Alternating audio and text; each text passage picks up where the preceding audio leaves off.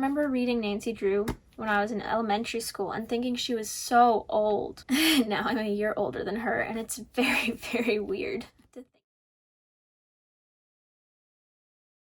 Hey guys, welcome back to Good Clean Reads. Thank you so much for joining me for today's book review. I will be reviewing the Nancy Drew series, books 1 through 10. So I realized that because I can read pretty fast, I can review popular children's series that most places wouldn't be able to. So I can review series like The Boxcar Children, Nancy Drew, and The Hardy Boys for parents. I'll try to get to all of the books in the series, but I'm just going to start by reviewing the series in increments.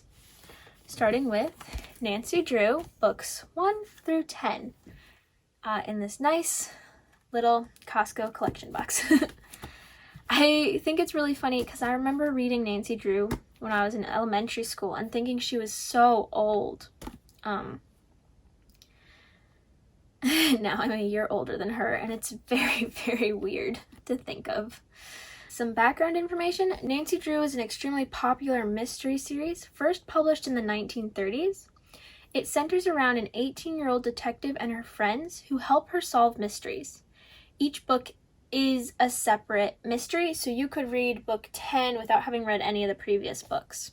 What I liked, there are actually a lot of positive elements in the stories, and the books are clean, which is nice. Nancy and her friends are respectful, kind, and clever. The bad guys are represented as bad guys, and they usually end up going to prison. Police officers are treated with respect and usually work in partnership with Nancy Drew. Nancy and her dad have a great relationship.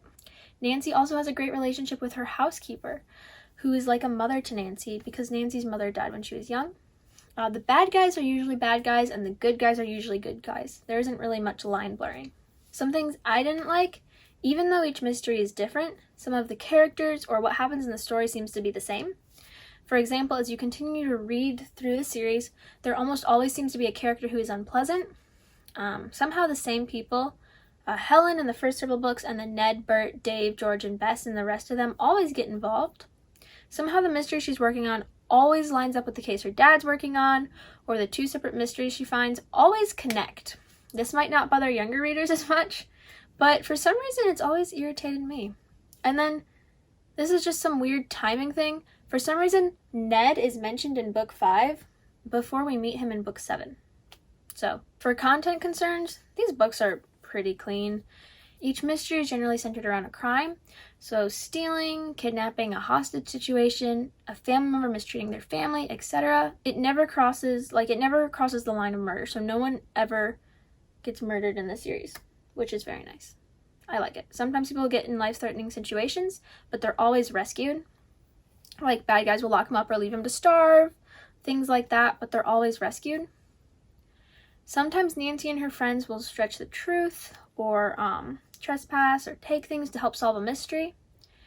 Nancy and her friends, for some reason, they often get knocked out or drugged by the bad guys.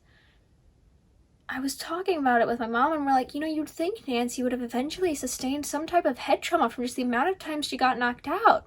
Just kidding. But she did get knocked out quite a lot. Some of the mysteries have to do with something that's haunted.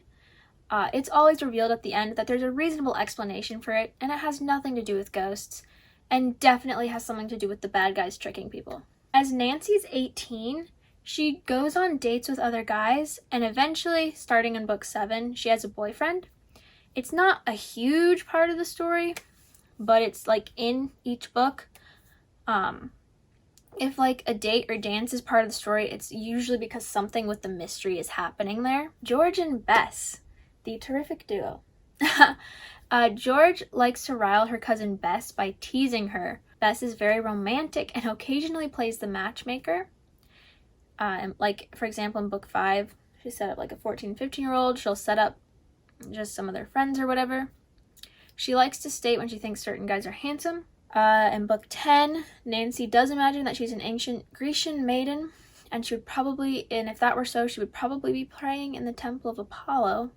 That's not presented as fact, just something she's imagining. In one of the books, someone is named Gay, and occasionally that word is used with its former meaning, being happy or joyous. Conclusion? I've always enjoyed Nancy Drew. I mean, it's one of those series that you read when you're younger It's like one of your first chapter book series, like the Boxcar Children. So I like Nancy Drew. It's a clean series, and I think there are a lot of positive elements. So yeah, it's my review for Nancy Drew. Thank you so much for watching. I started Good Clean Reads with the aim of helping Christians be able to guard their hearts with all vigilance, including with what they read, put into their minds. I'd really appreciate it if you would like my video. If you go to my blog, there will actually be this review done in blog form along with affiliate links, summaries for the books, and discussion questions. So definitely check that out, goodcleanreads.com. And I'd appreciate it if you would like this video, share it with your friends, comment. I'd also appreciate it if you would check out my other videos, my other book reviews. I also have a Facebook, Instagram, and Twitter. I'll put the handles on the screen. And thank you so much for watching. If you have any other book review ideas, please leave them in the comments. Thank you so much, and bye!